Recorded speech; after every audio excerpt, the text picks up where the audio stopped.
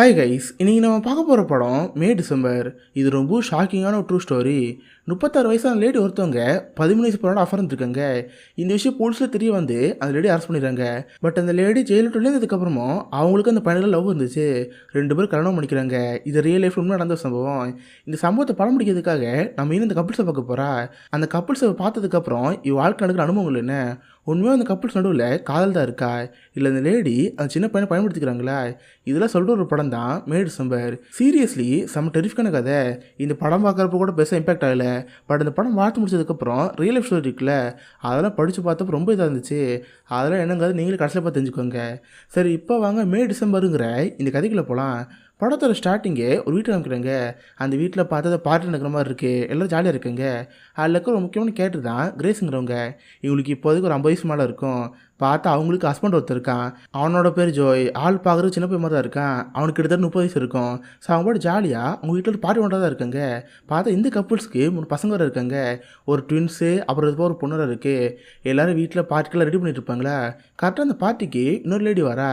இவ தான் நம்ம படத்தோட ஹீரோயின். இவரோட பேர் எலிசபெத். ஆக்சுவலாக நம்ம ஹீரோயின் ஒரு ஆக்ட்ரஸு. இவ இதுக்கு அடுத்து ஒரு படம் நடிக்கிறதா இருக்கா. அதுதான் இந்த கப்பிள்ஸை பற்றின கதை. ஆக்சுவலாக இந்த கிரேஸுங்கிறவங்க அவனுக்கு 36 வயசு இருந்திருக்கும்.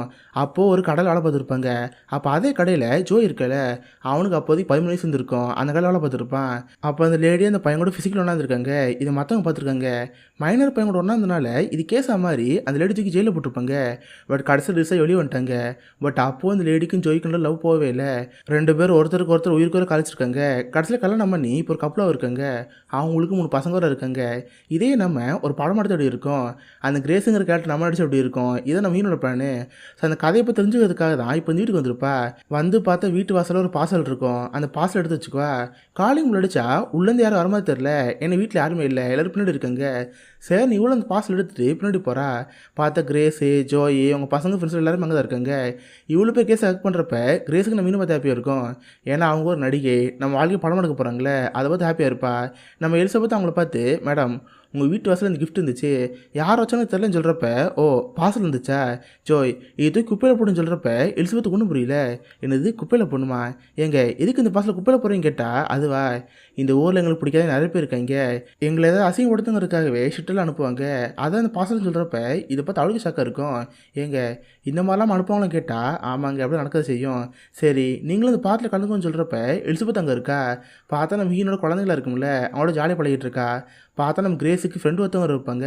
அவங்க நம்ம ஹீரோனை கூப்பிட்டு, இங்கே பாருங்கள் மேடம், நீங்கள் ஃப்ரெண்டை பற்றி கதை எழுத போகிறீங்களே, அந்த கதையில் அவங்க லவ் செம சூப்பராக இருக்கணும். சொல்லப்போனால் அவங்க 2 பேத்துக்கு வயசு வித்தியாசத்தை அதிகம். ஆனால் அவங்க 2 பேத்துக்குள்ளே காதல் அப்படி இருக்கும். நீங்கள் இதெல்லாம் கண்டிப்பாக படத்தில் காட்டணும்னு சொல்கிறப்ப இவ்வளோ இதை பாட்டு இருப்பா. பார்த்தா ஜோயும் கிரேஸும் நல்ல நெருக்கமாக இருக்காங்க. அவங்க 2 பேத்துக்கு லவ் அவ்வளோ அதிகமாக இருக்குது. இதை பார்த்து ஹீரோனுக்கு கச்சிரமாக இருக்கும். சரி, நான் அவன் ரூமுக்கு வந்து பல மேகசினில் இருக்கும்ல, அதை எடுத்து பார்த்துட்ருக்கா. அதுதான் அந்த லேடி அந்த பையன் ஒன்றாந்துருப்பாங்களே, அந்த சமயத்தில் ஆர்டிக்கல் நியூஸில் வந்திருக்கும். அந்த நியூஸில் படித்து பார்த்துட்ருக்கா. தென் தன்னையே ஒரு கிரேஸாக நினச்சிட்ருக்கா. ஏன்னா இதுக்கடுத்து இவனை கிரேஸ் கேரக்டர் நடிக்க போகிறா. ஸோ கிரேஸ் அந்த டைமில் எப்படி இருந்திருப்பா, அவளோட பிஹேவியர் எப்படி இருக்கும், இல்லை நினச்சி பார்த்துட்டே இருப்பா. கட் பண்ண அப்படியே தான் ஜோயை காமிப்பாங்க. அவன் வீட்டில் இருப்பான். பார்த்தா நம்ம ஹீரோ நடிச்ச ஆடெலாம் இருக்கும்ல, அதெல்லாம் டிவியில் ஓடிட்டுருக்கோம். இவனை அதை பார்த்து பெட்ரூம்குள்ளே போனால் நம்ம கிரேஸ் படுத்துருப்பா. அவள் பார்த்து அழுகிற மாதிரி இருக்குது. ஹே என்னாச்சு, எதுக்கு அழுகுறன்னு கேட்டால், இல்லை உடம்புல நாற்ற வருது, நீங்கள் பக்கத்தில் வரான்னு சொல்கிறப்ப அதெல்லாம் ஒன்றும் இல்லைம்மா, ஜஸ்ட் ஸ்மோக் பண்ணுன்னு சொல்லிட்டு ஆள் சமாளிச்சுட்டு இருப்பான். ஆக்சுவலி இந்த கிரேஸ் கேரக்டர் எப்படின்னா அழுது சாதிக்கிற கேரக்டர். ஆள் பார்க்கறதுக்கு அப்புறம்னாட்டா இருப்பா. பட் அவள் பண்ணுற விஷயங்களும் உள்ளதனமாக இருக்கும். இதான் அந்த கிரேஸோட கேரக்டர். கட் பண்ண அடுத்த நாள் அந்த ஜோய்னு ஒரு கார்டனிங் இருக்கும். அவனுக்கு இந்த பட்டுப்பூச்சியில் வளர்க்க ரொம்ப பிடிக்கும். அதை உட்காந்து பார்த்துட்டு இருப்பான். அதே நேரத்தில் கிரேஸ் இருக்கால, அவளுக்கு அந்த பாட்டெல்லாம் பண்ணுறது ரொம்ப பிடிக்கும். அந்த வேலையை பார்த்துட்டு இருப்பா. ஸோ அவளை பார்க்க எலிசபெத் வரப்ப, ஓ நீங்கள் இதெல்லாம் பண்ணுவீங்களா, எனக்கு சொல்லித்தாங்கன்னு சொல்கிறப்ப அவளுக்கு கற்றுருவாளா, இவ்வளோ உட்காந்து கற்றுட்ருப்பா. தென் ஃபேமிலி எல்லாரும் ஒன்றா உட்காந்து நின்று சாப்பிடலான் இருப்பாங்க. அப்போ தான் நம்ம கிரேஸோட பையனை பார்ப்பா. பார்த்தா கிரேஸோட பையனும் ஜோய் இருக்காங்களே, கிட்டத்தட்ட ஒரே மாதிரி தான் இருப்பாங்க. 2 பேத்துக்கு நடுவில் ஒரு 10-12 வயசு தான் வித்தியாசமாக இருக்கும். அப்போனா பார்த்துக்கோங்க எவ்வளோ சின்ன வயசு ஒன்றாந்துருக்காங்கன்னு சொல்லிட்டு. இதை பார்த்து எலிசபெத்துக்கு ஆச்சரியமாக இருக்கும். ஒன்று கிரேஸை பார்த்து, ஆமாம் நீங்கள் ஃபஸ்ட் ஜோய் எப்போ பார்த்தீங்க, எப்படி ஒரு இடத்துல பழகிற பிடிச்சி கேட்குறப்ப, அதுவா ஆக்சுவலாக எனக்கு முன்னாடி கல்யாணம் ஆயிடுச்சு, எனக்கு ஒரு பையன் இருக்கான், அந்த பையன் பேர் ஜார்ஜு. அந்த ஜார்ஜும் ஜோயும் ஒரே கிளாஸ்மேட்டு. அடிக்கடி என் வீட்டுக்குள்ளே வருவான். எனக்கு அப்போ ஒன்று தெரியவே தெரியாது. அப்புறம் நான் ஒரு பெட் ஷாப்பில் வேலை பார்த்தேன். சேம் பெட் ஷாப்புக்கு ஜோய் வேலைக்கு வந்தான். 2 பேத்துக்கு ஒருத்தர் பிடிச்சி போயிடுச்சு. நாங்கள் ஒன்றா இருந்தோம். பட் என்ன பண்ணேன், சட்டப்படி தப்பாச்சு, என்னை தூக்கி ஜெயிலில் போட்டாங்க. ஜெயிலில் விட்டு வந்ததுக்கப்புறமும் எனக்கு ஜோய்க்கு லவ் இருந்துட்டு இருந்துச்சு. அப்புறம் நாங்கள் கல்யாணம் பண்ணிக்கிட்டோம். இப்போ எங்கள் பசங்களாம் இருக்காங்க. இப்படியே எங்கள் லைஃப் ஹாப்பியாக போயிட்டு இருக்குன்னு சொல்கிறப்ப இவ்வளோ இந்த கதைகளை கேட்டு வச்சுக்கோ. தென் அவள் பாட்டு அங்கேருந்து போகிறப்ப ஜோயை ட்ராப் பண்ணுற மாதிரி வருவார். அப்போது ஜோயை பார்த்து பேசுவா. ஜோய், என்னோட வயசு 36, கிட்டத்தட்ட ஏன் இதில் நீங்களும் இருக்கீங்க. எனக்கு இப்போ வரைக்கும் கல்யாணம் ஆகலை, குழந்தையும் பிறக்கல. பட் உங்களை பாருங்கள், உங்களுக்கு ஒரு பையன் பிறந்து இப்போ அந்த பையன் பெரிய பையனாக இருக்கான். கிட்டத்தட்ட அவன் காலேஜ் போக போகிறான். இந்த வாழ்க்கை உங்களுக்கு தேவைதானு கேட்டால் ஆமாம், எனக்கு விருப்பப்பட்ட வந்த வாழ்க்கை தான். எனக்கு அந்தளவுக்கு கிரேஸை பிடிக்குன்னு சொல்கிறப்ப இதெல்லாம் கேட்டலுக்கு ரொம்ப ஆச்சரியமாக இருக்கும். சார், அடுத்த நாள் கிரேஸ் இருக்காங்களே அவங்களோட ஃபஸ்ட் ஹஸ்பண்டை பார்க்க போவா. சார், இந்த மாதிரி உங்கள் ஒய்ஃப் தானே கிரேஸு, அவங்க ஒரு பையனோட சின்ன வயசு அஃபர் இருந்திருக்காங்க, இது எப்படி இருந்துச்சு, அதை பார்த்தப்ப நீங்களாம் நினச்சிங்க கேட்குறப்ப எனக்கு ரொம்ப கஷ்டமாயிருச்சு. ஆக்சுவலாக அப்போதைக்கு எங்களுக்கு 3 பசங்க இருந்தாங்க. அப்படி இருக்கும்போது அவளுக்கு அந்த சின்ன பையனோட அட்ராக்ஷன் வந்துச்சு. கிட்டத்தட்ட அந்த ஜோய்க்கு என் பையன் வயசு, அவங்களும் இப்படி ஒன்றா இருந்தா.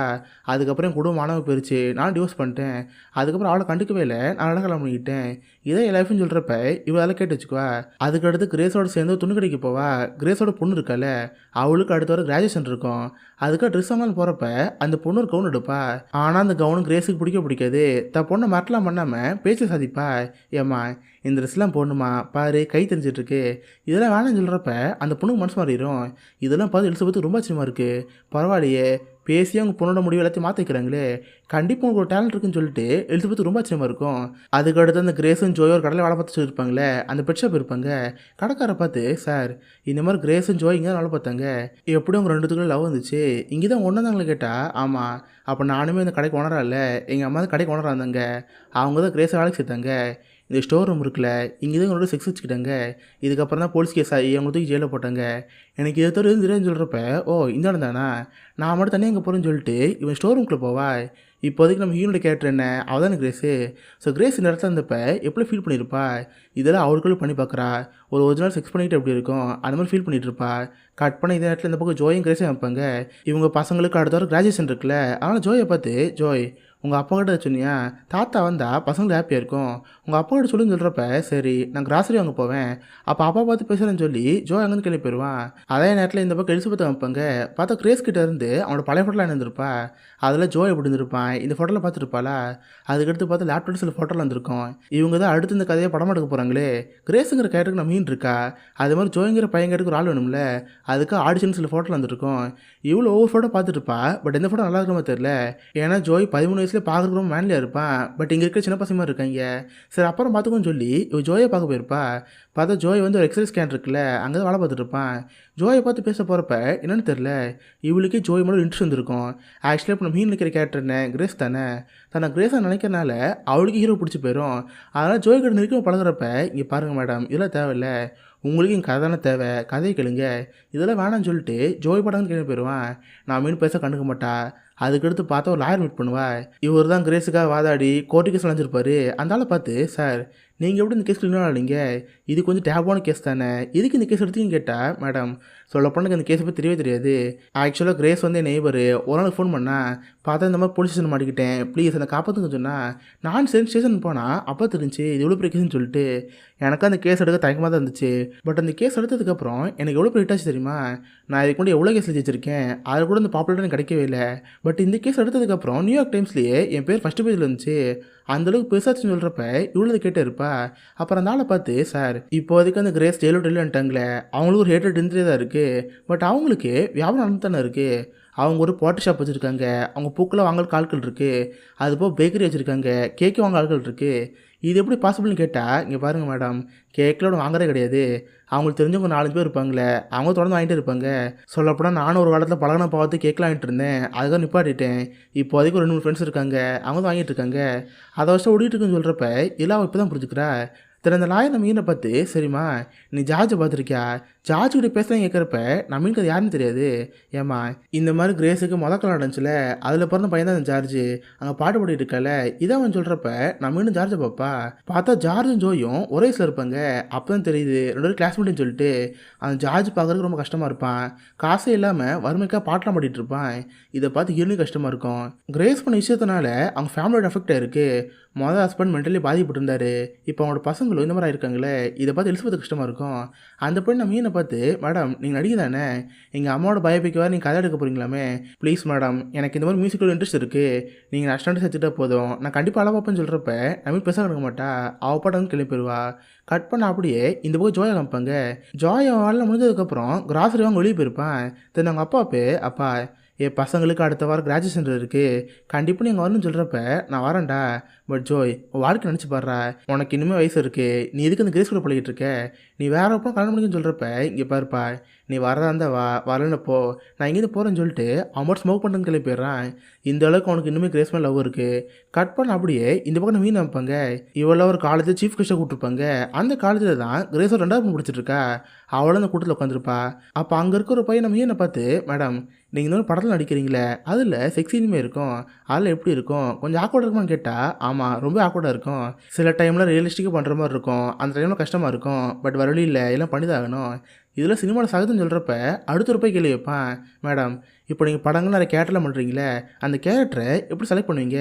எந்தெந்த கேரக்டர் உங்களுக்கு ரொம்ப பிடிக்குன்னு சொல்கிறப்ப, எந்த கேரக்டர் இருந்தாலும் சரி ஒரு நடிகை செலக்ட் பண்ண தான் செய்வேன், எந்த ஒரு கேவலமான கேரக்டர் இருந்தாலும் சரி அதை நடிப்பேன்னு சொல்கிறப்ப இந்த பொண்ணு கேட்பாளா, அவளுக்கு அதை பார்த்து கஷ்டமாயிரும். ஏன்னா அடுத்து இவங்க எங்கள் அம்மாவோட கேரக்டர் நடிக்க போகிறாங்க, நம்ம அம்மாவை தான் கேவலமானு சொல்கிறாங்கன்னு நினச்சி அந்த பொண்ணு லைட்டாக வருத்தமாக இருக்கும். அதுக்கப்புறம் நம்ம இருந்து அங்கேருந்து கிரேஸை பார்க்க போவா. பார்த்தா கிரேஸா வீட்டில் மேக்கப் போட்டுருப்பாளா. உடனே இவ்வளோ கிரேஸ் பக்கத்தில் போய், மேடம் நீங்கள் மேக்கப் போகிறீங்களே, அதே மேக்கப்பை எனக்கு போடுங்க, ஏன்னா படத்தில் நான் அதெல்லாம் கேட்டு நடிக்க போகிறேன், அப்போ எனக்கு தான் தேவைப்படும், அந்த மேக்கப் போடுங்கன்னு சொல்கிறப்ப கிரேஸ் போட்டுட்ருக்கா. ஸோ கொஞ்சம் கொஞ்சமாக எலிசபெத் கிரேஸாக மாறிட்டு இருக்கா. இந்த மாதிரி ஒரு பர்சனாலிட்டியே கொஞ்சம் கொஞ்சம் மாறிட்டு இருக்கு. அதுக்கப்புறம் எலிசபெத் ஜோயை பார்ப்பா. ஜோய்க்கு இந்த மாதிரி பட்டாம்பூச்சி வளர்க்க ரொம்ப பிடிக்குமே, அதெல்லாம் எடுத்து எலிசபெத் காமிச்சிட்டு இருப்பான். இது எப்படி வளர்க்குறது, இந்த புள்ளி பட்டாம்பூச்சி மாதிரிலாம் சொல்லி கொடுத்துருப்பானா. இவ்வளோ சிறந்து கற்றுட்டு இருப்பா. சரி சும்மா வாக்கிங் போகணும்னு சொல்லிட்டு 2 நடந்து போயிட்டே இருப்பாங்களா. அப்போ தான் நம்ம மீன் ஜோயிட்டு கேட்டு வைப்பா, ஜோய் அந்த சம்பவம் நடந்தப்ப உங்களுக்கு 13 வயசு தானே, அப்போ என்ன நடந்துச்சு, உங்கள் பேரண்ட்ஸ் பற்றி சொல்லுங்கள், எல்லாமே நான் தெரிஞ்சுக்கணும்னு சொல்கிறப்ப, ஓ அப்படியா, ஆக்சுவலாக சின்ன வயசுல எங்கள் அம்மா இறந்து போயிட்டாங்க, எனக்கு இருந்து எங்கள் அப்பா மட்டும்தான். நிறைய பேருக்கு இப்போ வரைக்கும் மனலாம் புரியவே இல்லை, எல்லாரும் என்ன ஒரு வெக்டிமாக தான் பார்க்குறாங்க, என்னமோ கிரேஸ் தான் ரேப் பண்ணா, நான் பாதிப்பட்ட மாதிரி பார்க்குறேங்க. பட் எனக்கு கிரேஸை ரொம்ப பிடிக்கும், அவன் ஜெயிலில் இருந்தப்போ கூட நான் லவ் பண்ணிட்டே இருந்தேன், எப்படா வெளியே வருவா, அவளை கல்யாணம் பண்ணிக்கிட்டு இருந்தேன், இப்போ நாங்கள் கல்யாணம் பண்ணிக்கிட்டோம், கிட்டத்தட்ட கல்யாணமாக 20 வருஷம் ஆயிடுச்சு, எங்களுக்குள்ள லவ்வே இல்லைனா எப்படி இந்த ஃபேமிலி வந்திருக்கோம், எங்களுக்குள்ள அந்த லவ் வந்துட்டே தான் இருக்குது, இது அவங்க படத்தில் கண்டிப்பாக காட்டி ஆகணும், அப்போ தான் பர்ஸ்பெக்டிவ் மாறுன்னு சொல்கிறப்ப இவ்வளோ சரின்னு இருக்கா. நைட்டு ஹீங்கிட்ட பேசி முடிச்சுட்டு ஜோய் வீட்டுக்கு போகிறா. பார்த்தா வழக்கமாக கிரேஸ் உட்காந்து அழுதுட்டுருக்கா. ஹே என்னம்மாச்சு, எதுக்கு அழுகுறேன்னு கேட்டால், அதுவா என் ஃப்ரெண்டு ஒருத்தி என்கிட்ட கேட்கல ஆர்டர் பண்ணிட்டு இருந்தால, பட் சடனாக ஊருக்கு போயிட்டா, இதுக்கடுத்து அவள் இல்லைனா என் கேக் யார் வாங்குவா, இன்னைக்கு கூட அவளுக்கு ஒரு கேக் ரெடி பண்ணி வச்சேன், அது வேஸ்ட்டாக போச்சு, எனக்காக மற்றவங்க யாரும் கேட்க வாங்க முடிக்கிறாங்கன்னு சொல்லி அவள் அழுதுட்டு இருப்பாளா. இதை பற்றி ஹீரோக்கு ஒரு மாதிரி இருக்கும், ஏம்மா எதுக்கு இதில் அழுதுட்டு இருக்க, சரி அந்த கேக்கில் ஒன்று வேஸ்ட்டாக போகுது, எனக்கா தான் சொல்கிறப்ப கிறிஸ்டன் தருவாளா, அதை சாப்பிட்டு பார்த்து அவன் டேஸ்ட்டாக்குன்னு சொல்லுவான், இதை பார்த்து அவள் சிரிச்சிருப்பா. பார்த்தீங்களா எப்படி அழுது சாச்சிருக்கான்னு சொல்லிட்டு. அதே நேரத்தில் இந்த பக்கம் எலிசபெத் வைப்பாங்க. அவள் வீட்டில் உட்காந்து அவள் ஷோவோட ப்ரொடியூசர் ஃபோன் பண்ணுவா. இந்த மாதிரி நம்ம ஹீரோயின் நீங்கள் 2 பேர் தெரிஞ்சுக்கலாம் நீங்கள் வந்திருப்பால, ஜஸ்ட் ஒரு வாரம் 2 போயிருக்கலாம்னு இருப்பா. பட் போக போக இந்த கதை இன்ட்ரெஸ்டிங்காக போயிட்டுருக்கே, இன்னும் கொஞ்ச நாளைக்கு இருப்போன்னு சொல்லிட்டு இவங்க இங்கே இருக்க ஆரம்பிக்கிறா. தென் ஹேர் ஸ்டைலை கிரேஸ் மாதிரி மாற்றிட்டுருக்கா. கட் பண்ண நேரத்தில் இந்த பக்கம் ஜோயை காமிப்பாங்க. பார்த்தா ஜோயோட பையன் வீட்டுக்கு உட்காந்துருப்பான். சரி ஜோயை போய் அவன் வாங்கி பார்க்க போகிறப்ப பார்த்தா ஸ்மோக் பண்ணிகிட்டு இருப்பான். அதுவும் கஞ்சாடி ஸ்மோக் பண்ணிகிட்டு இருப்பான். இது போல் ஜோய்க்கு ஆச்சரியமாக இருக்குது. டே நானும் இது வரைக்கும் யூஸ் பண்ணது இல்லையே, சரி எனக்கு ஒன்று கொடு, நானும் சும்மா இழுத்து பார்க்குறேன்னு சொல்லிட்டு அவன் ஸ்மோக் பண்ணி பார்ப்பான். தென் அவன் பையனை பார்த்து, இங்கே பாடுறா நீ இப்போதைக்கு டீனேஜில் இருக்க, இதுதான் உனக்கான கரெக்டான சான்ஸு, உனக்கு என்னெல்லாம் பண்ண தோணுதோ அதெல்லாம் தாராளமாக பண்ணு, எனக்கே எல்லாமே போயிருச்சு, அந்த வயசுலேயே உங்கள் அம்மா கல்யாணம் முடிக்க வேண்டியதாகிடுச்சு, ஆனால் நீ அந்த மாதிரி இருக்காத, உனக்கு பிடிச்செல்லாம் பண்ணுன்னு சொல்லிட்டு அவன் பையன்கிட்ட பேசிகிட்டு இருப்பான். ஸோ அப்போ தான் தெரியுது ஜோய்க்கு ஒரு அர்த்தம் இருக்குது, நம்ம சின்ன வயசுலேயே கிரேஸை கல்யாணம் பண்ணுங்கிறத நமக்கு தப்பாக தான் தோணிட்டு இருக்கு, பட் மற்றவங்கள்ட்ட பேசுகிறப்ப தப்பு இல்லாமல் பேசுவான். இப்படி தான் ஜோய் இருந்துட்டுருக்கான். அதுக்கடுத்து பார்த்தா ஃபேமிலி எல்லாரும் டின்னர் போகிறா இருக்காங்க. நம்ம ஹீரோயின் அப்புறம் கிரேஸு ஜோய் அவங்க பசங்களாம் இருப்பாங்களே எல்லோரும் போயிருப்பாங்க. எல்லோரும் ஜாலியாக உட்காந்து பேசிட்டு இருக்கிறப்ப அங்கே பார்த்தா ஒரு ஃபேமிலி வரும். யாருன்னு பார்த்தா கிரேஸோட ஃபர்ஸ்ட் ஹஸ்பண்ட் இருக்கார்ல, அவர் ஒரு ஃபேமிலி கூட வந்திருப்பாரு. அவருக்கு கல்யாணம் பண்ண பொண்ணு, அதுக்கப்புறம் ஹீனிக்கே 3 பசங்க பார்த்துருப்பாங்களே, அவங்களும் நேரத்துக்கு வந்திருப்பாங்க. இதை பார்த்து அவளுக்கு கேட்கோட இருக்கும். 2 ஃபேமிலி ஒரே நேரத்தில் ஒருத்தர் பார்த்தனால சீக்கிரம் எங்கேருந்து போகலான்னு இருப்பாங்க. கிரேஸ் ஹீரோனை பார்த்து, எலிசபெத் நீ மட்டும் இங்கே இரு, ஜோ எங்களை வீட்டில் விட்டு அப்புறம் தான் கூட்டி போவான், நீ அது வரைக்கும் இங்கே இருந்து சொல்கிறப்ப எலிசபெத் அங்கே இருக்க ஆரம்பிக்கிறா. அப்போ தான் கிரேஸோட மதாஸ்பனோட பையன் இருக்கல ஜார்ஜ், அவன் அங்கே தான் இருப்பான். ஸ்ட்ரெயிட்டாக நம்ம மீனை பார்த்து, மேடம் நீங்கள் தானே எங்கள் அம்மாவோட கதையை பயப்பு கெடுத்துட்டு இருக்கீங்க, எங்கள் அம்மாவோட கதையில் சில விஷயம் எனக்கு தெரியும், அதெல்லாம் உங்கள்கிட்ட சொன்னால் என்னை படத்தை சேர்த்திங்களாம் கேட்பான். இதை பார்த்து அவளுக்கு ஒன்றும் புரியல. என்னது உங்கள் அம்மா பார்த்து வச்சுங்களா, எங்கே ஏதோ ஒன்று சொல்லி பார்ப்போம், முடிஞ்சான்னு சேர்த்துக்கிறேன்னு சொல்கிறப்ப அவனு சொல்லுவான், ஆக்சுவலாக எங்கள் அம்மா இந்த மாதிரி ஜோயோட பழகினாங்களே, இதுக்கெல்லாம் காரணம் அவங்க சைல்டுஹுட் தான்.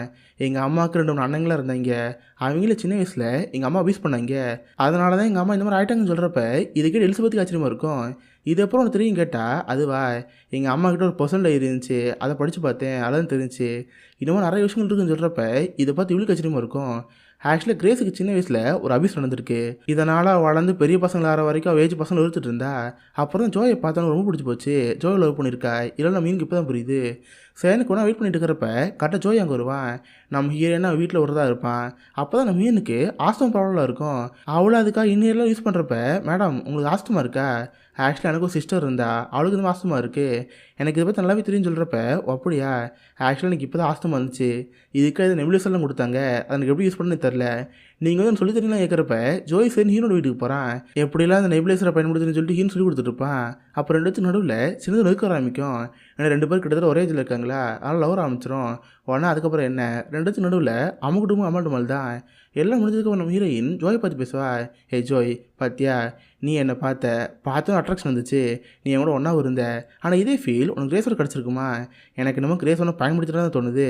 இப்போ வரைக்கும் நீ ஒரு விக்டிமாக இருக்குன்னு நினைக்கிறேன். நான் சொல்கிறது கரெக்டாக தான் கேட்டால் இதுக்கிட்ட ஜோய் கோமாயிரும். இங்கே பாரு, நான் அவங்க கூட வந்து படுத்துங்கனால நீ சொல்கிறேன் கேட்கணும் அவசியம் கிடையாது. நான் அன்றைக்கே சொல்லிட்டேன், நான் ஒன்றும் கிரேஸால் பாதிக்கப்படல. எனக்கு கிரேஸை பிடிச்சிருந்துச்சி, பிடிச்சிருந்தா ஒன்றா இருந்தோம். இதுக்கடுத்து என்கிட்ட பேசாதுன்னு சொல்லி பயப்படப்படாங்கன்னு கிளம்பி போயிடும். பட் வீட்டுக்கு போனதுக்கப்புறம் ஸ்டேட்டை கிரேஸை பார்த்து பேசுவான். ஹே கிரேஸ், நான் கொஞ்சம் அவங்ககிட்ட மனசு விட்டு பேச ஆசைப்பட்றேன். பேசலாமல் கேட்குறப்ப அவளுக்கு ஒன்றுமே புரியல. ஹே ஜோய், எப்போ இந்த மாதிரி பேச மாட்டியே? இப்போ என்னாச்சுன்னு கேட்டால், இல்லை நான் கூட கேட்டுதாகணும். உண்மையாக நீ என்னை பயன்படுத்திட்டியா? ஏன்னா எனக்கு அந்த டைமில் ஒரு 13 வயசு தான். எனக்கு அப்போதைக்கு எதுவும் தெரியாது. எனக்கு ஒரு அட்ராக்ஷன் இருந்தால் கூட நீ ஒரு பெரிய பொண்ணு தானே, நீ தடுத்து நின்றுருக்கலாம். ஏன் அதை பண்ண மட்டும் கேட்குறப்ப, என்னது ஏன் தப்பா? அன்றைக்கி என்ன நடந்துச்சுங்கிற ஞாபகம் இருக்குல்ல. ஃபஸ்ட் டைம் நீ தானே கிஸ் பண்ண. அதை பார்த்து நானும் டெம்ப்ட் ஆகிட்டேன். உங்களோட ஒன்றா இருந்தேன். சொல்லப்போனால் நீ தான் அதை ஆரம்பித்த, நான் தான் அதுக்கிட்ட ஒன்றா இருந்தேன். இல்லை உன் தப்பு தான் சொல்கிறப்ப இதை பார்த்து அவனுக்கு ஒரு மாதிரி இருக்கும். இல்லை அந்த வயசு நான் சின்ன பையன், நீ சொல்லி புரிச்சுன்னு சொல்கிறப்ப இது பார்த்து கிரேஸுக்கும் வந்துடும். உடனே இந்த டாபிக் மாற்றுங்கிறதுக்காக, இங்கே பாரு ஜோய், நாளைக்கு நம்ம பசங்களுக்கு கிராஜுவேஷன் இருக்குது. இந்த டைம் சண்டை போடலாமா? போ பேசாமல் படு, அப்புறம் பார்த்துக்கலாம்னு சொல்லிட்டு அந்த டாப்பிக்கை மாற்றி விட்ருவா. இந்த மாதிரி தான் ஒவ்வொரு வாட்டியுமே ஜோயை மேப்ளை பண்ணிகிட்டு இருக்கா. சொல்லப்போனால் ஜோய்க்கு இது லவ்வானே தெரிய முடிக்குது. சின்ன வயசு அட்ராக்ஷன் இருந்திருக்கு, அந்த ஆண்ட்ராய்டு ஒன்றா இருந்திருக்கான். பட் அதே அந்த கிரேஸு ஒரு லவ்வாக மாற்றிட்டா. இங்கே பாரு, நீ தான் ஃபஸ்ட்டு ஆரம்பித்த, உனக்கு என் மேலே காதல் இருக்குது, நம்மளோட ஒன்றா இருப்போம்னு சொல்லிட்டு கல்யாணம் பண்ணிக்கிட்டா. இது இப்போ வரைக்குமே ஜோய்க்கு புரியல. இதை காட்டுற மாதிரியே அடுத்த ஒரு சீன் வைப்பாங்க. பார்த்தா தினமும் காலைல ஜோய் அவங்கள்ட்ட பட்டுப்பூச்சில் இருக்கும்ல, அதை பார்க்க போவான். அதே நேரத்தில் இந்த பக்கம் கிரேஸை காமிப்பாங்க. அவள் பார்த்து காட்டுக்கு போவா. சில மிருகங்களை வேட்டையாடி அதில் கறியை கொண்டு வருவா. இதில் 2 பேரோட கேட்டரிங் வைப்பாங்க. அதாவது ஜோய்ங்கிறவன் ஒரு சின்ன பட்டாம்பூச்சி தான் சரி, அதை நல்லா பாதுகாத்து அதை பட்டாம்பூச்சி மாற்ற ஆசைப்படுறவன். பட் கிரேஸ் அந்த மாதிரி கிடையாது. தனக்கு எதாவது தேவைன்னா மிருகத்தோட வேட்டையாடுவா. இந்த மாதிரி காமிச்சிருப்பாங்க. கட் பண்ண அடுத்த நாள் இவங்க பசங்களுக்கு கிராஜுவேஷன் இருக்கும். ஜோய், கிரேஸ், எலிசபெத் 3 பேர் அங்கே இருப்பாங்க. பசங்க கிராஜுவேஷன் ஆகிறத பார்த்தோன்னே ஜோய்க்குள்ள ஆனந்த கண்டிப்பாக வந்துடும். அவன் பாட்டு தூரத்தில் அதை பார்த்து ரொம்ப ரசிச்சுட்டு இருப்பான். அதை பார்த்து கிரேஸுக்குமே ரொம்ப ஹாப்பியாக இருக்கும். தென் கிராஜுவேஷன் முடிஞ்சதுக்கப்புறம் நான் மீன் அங்கேருந்து போகலாம் பார்ப்பா. ஏன்னா வந்தவளை முடிஞ்சிருச்சு, கேட்க வேண்டிய டீட்டெயில்ஸ் கிடச்சிருச்சு. நான் இங்கேருந்து போகிறேன்னு இருக்கிறப்ப அப்போ தான் கிரேஸ் கேட்டு பாப்பா. ஆமாம், என் பையன் ஜார்ஜ் ஒன்று பேசினானா, என் டைரி இப்போ தான் சொன்னான்னு கேட்குறப்ப அவளை ஆமான்னு சொல்லுவா. இங்கே பாருங்க, என் பையன் சொல்கிறத கேட்காதீங்க, அவன் சொல்கிறத கண்டுக்காதீங்கன்னு சொல்கிறப்ப இது கேட்டு அவளுக்கு கச்சிரமா இருக்குது. ஜார்ஜ் எங்கிட்ட சொன்னாங்கிற விஷயம் உங்கள்கிட்ட தெரியும் கேட்பா. அதுவா, ஜார்ஜ் எனக்கு இப்போ வரைக்கும் ஒரு பையன் மாதிரி தான். தினம் எனக்கு ஃபோன் பண்ணி பேசிட்டே இருப்பான். அப்போ தான் சொன்னான், இனிமேல் எலிசபெத்துக்கிட்ட உங்கள் கதையில் சொன்னேன்னு சொல்லிட்டு, அதெல்லாம் நீங்கள் பேச எடுத்துக்காதீங்க, இது உங்கள் கதையில் சேர்த்துக்காதீங்க, நான் இங்கேருந்து போயிட்டு வரேன்னு ஆப்படம் கிளம்பி போயிடுவாளா. இதை பார்த்து எலிசபெத்து செம ஷாக்காக இருக்கும். இப்போ தான் இவளுக்கு கிரேஸை பார்த்து முழு உண்மை தெரிய வருது. ஆக்சுவலாக கிரேஸு செம ஒரு கன்னிங்கானவ. இவ தேவைக்காக சின்ன பையன் பயன்படுத்திக்கிட்டா. அதுக்கேற்ற மாதிரி அவன் மொதல் சொல்லிட்டு டிவோர்ஸும் பண்ணிட்டா. சொல்லப்போனால் இப்போதைக்கு ஜார்ஜ் அப்பனே தான் இருக்கான். ஒவ்வொரு கடைக்கே போய் பாட்டு பாடி அது மூலம் ஏன் பண்ணிகிட்டு இருக்கான். அவன் வாழ்க்கை இந்த மாதிரி மாறினது காரணம் யார்? கிரேஸு. சொல்லப்போனால் ஜார்ஜு கிரேஸ் பண்ணி சமக்கோவம் இருக்கணும். பட் அப்பெல்லாம் பண்ணாமல் தான் பையனை மேப்ளை பண்ணி வச்சுருக்கா. இந்த மாதிரி ஒரு நல்ல அம்மா தான்டா, ஏதோ காரணத்தில் பிரிய வேண்டியதாக போயிடுச்சு, அம்மா தப்பாக எடுக்காதுன்னு சொல்லிட்டு இனிமேல் மேப்ளை பண்ணி வச்சுருக்கா. இதே மாதிரி தான் ஜோயை பண்ணிகிட்டு இருக்கா, எல்லோரும் பண்ணிகிட்டு இருக்கா. இதை பார்த்து இவளுக்கு சமஷாக்காக இருக்கும். கட் பண்ண இது நடந்து சில மாதம் கழிச்சு இவங்க 2 பேரும் கதை இருக்குல்ல, அது படமாக ஷூட் பண்ணுறதா இருக்காங்க. நான் மீன் இப்போ முழுக்க முழுக்க கிரேஸாக மாறிட்டா. பட் இவளுக்குள்ள 2 இருந்துகிட்டே இருக்குது. ரியல் லைஃப்பில் கிரேஸ் ரொம்ப கன்னிங்கானவ, அதை நான் பர்ஃபார்மன்ஸில் கொண்டு வந்தாங்கன்னு படம் பார்க்குற ஆடியன்ஸ் கிரேஸை இருக்கணும், அந்த மாதிரி நடிக்கணும்னு சொல்லிட்டு செம தத்துவம் நடிப்பா. இதோட மே டிசம்பருங்கிற இந்த படம் முடியுது. ஆக்சுவலாக அந்த படத்தில் காட்டியிருப்பாங்களே, இது ரியல் லைஃப்பில் இன்னும் நடந்தது. ஆனால் எலிசபெத்துன்னு கேட்டிருக்குல்ல, இது மட்டும் ஃபேக்கான ஒன்று இந்த படத்துக்கு எடுத்திருப்பாங்க. இப்போ ரியல் லைஃப்பில் என்னாச்சுங்கிறது பார்ப்போம். 1996. அப்போதைக்கு அமெரிக்காவில் ஸ்கூல் டீச்சராக இருந்தவங்க தான் மேரிக்கு. அப்போ அவங்களுக்கு வயசு 34. அவங்க கிளாஸ்லேயே 6ஆம் கிளாஸ் ஒரு பையன் படிச்சுட்டு இருந்தான். அந்த பையனோட பேர் வில்லி. 2 பேத்துக்கு நடுவில் ஒரு பழக்கம் ஏற்பட்டிருக்கு. 2 பேர் ஒரு காருக்குள்ள வச்சு ஃபிஸ்கில் ஒன்றாந்துருக்காங்க. இது மற்ற எல்லாரும் பார்த்து ஒரு பெரிய போலீஸ் கேஸ் ஆகிருக்கு. இதனால் மேரி அரெஸ்டும் பண்ணிட்டாங்க. ஆனால் கோர்ட்டில் பசங்க தண்டனை தரல. ஜஸ்ட் 3 மாதம் மட்டும் ஜெயிலில் வச்சுட்டு இதுக்கிட்ட இந்த பையனை பார்க்கணும்னு சொல்லியிருப்பாங்க. இந்த சம்பவம் நடந்தப்போ அந்த பையனோட வயசு வெறும் 12 மட்டும்தான். ஆனாலும் மேரி கோர்ட் சொன்ன விஷயத்தை மதிக்கவே இல்லை. திரும்ப அந்த பையனை பார்த்தோன்னே ஜட்ஜி கோவமாயிருச்சு. இதனால் மேரி தூக்கி எல்சன் ஜெயிலில் போட்டாங்க. கிட்டத்தட்ட 2005 வரைக்குமே அவங்க ஜெயிலில் இருந்தாங்க. ஒன்ஸ் அவங்க ஜெயிலோட்டு ரிலீஸ் ஆனதுக்கப்புறம் அந்த பையனுக்கு 18 வயசு ஆயிடுச்சு. அந்த பையனும் மேஜர் ஆகிட்டான். அப்போது அந்த பையனுக்கு இந்த அம்மா லவ் வந்துருக்கு. இதனால் அவங்க 2 பேரும் கல்யாணம் பண்ணி அவங்க ஒரு ஃபேமிலியாக மாறிட்டாங்க. அவங்களுக்கு 3 பசங்க பிறந்தாங்க. சொல்லப்போனால் மேரிக்கு 2 வாட்டி கல்யாணம் ஆயிடுச்சு. 2 ஹஸ்பண்டும் சேர்ந்து மொத்தம் 6 பசங்க. கடைசியாக 2020 உண்மையான மேரி இறந்து போயிட்டாங்க. இது அந்த சமயத்தில் ரொம்ப பாப்புலராக இருந்த ஒரு நியூஸு. அதை இன்ஸ்பயர் பண்ணி தான் இந்த முழு படம் எடுக்கப்பட்டிருக்கு. இந்த படத்தை பொறுத்த வரைக்கும் அந்த மேரி பண்ண தப்பு. அந்த பையனை மேனிபுலேட் பண்ணி தான் கல்யாணம் பண்ணிட்டாங்க இந்த மாதிரி காட்டியிருப்பாங்க. ஸோ இந்த கேஸை பற்றி நீங்கள் நினைக்கிறீங்க? மேரி பண்ணது கரெக்டாக இருக்குமா தப்பாக இருக்குமா? உங்கள் தாட்ஸ் கீழே கமெண்ட் பண்ணுங்கள். ஸோ கண்டிப்பாக உங்க எல்லாருக்குமே இந்த படம் பிடிச்சுன்னு நினைக்கிறேன். அப்படி பிடிச்சிருந்தா இந்த வீடியோக்கு லைக் பண்ணுங்கள். இந்த மாதிரி வித்தியாசமான மூவிஸை பற்றி தெரிஞ்சுக்க மிஸ்டர் ஹாலிஸ் கூட வச்சுக்கோங்க. உங்களோட இடத்துல ஒரு ஆசமான வீடியோ மீட் பண்ணுறேன். அது வரைக்கும் பாய் கைஸ்.